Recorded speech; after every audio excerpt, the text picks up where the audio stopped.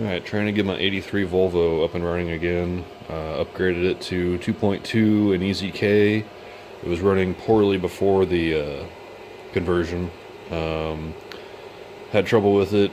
Went ahead and put in a brand new harness just to eliminate any potential wiring issues. It still just doesn't want to light off. The ignition, I got set up with all the marks. It's at 12 degrees when it's cranking, which is what I was told it should be, and it'll just kind of sputter and spit. If I throw some throttle on it, it'll usually get one good rev before it dies. I'll have to get a cameraman before I can do that. But here it is cranking with the throttle closed.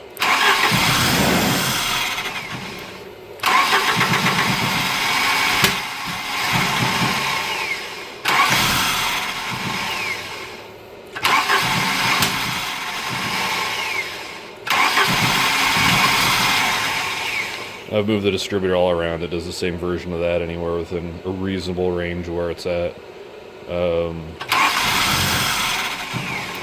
Yeah, all we can get is a little sputter out of it.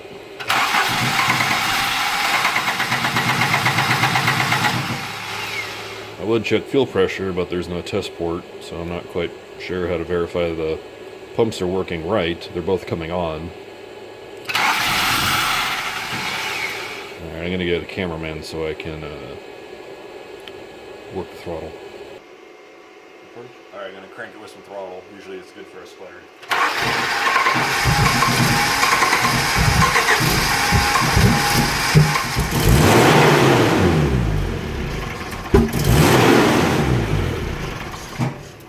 That's about all you get out of it. Did it pause?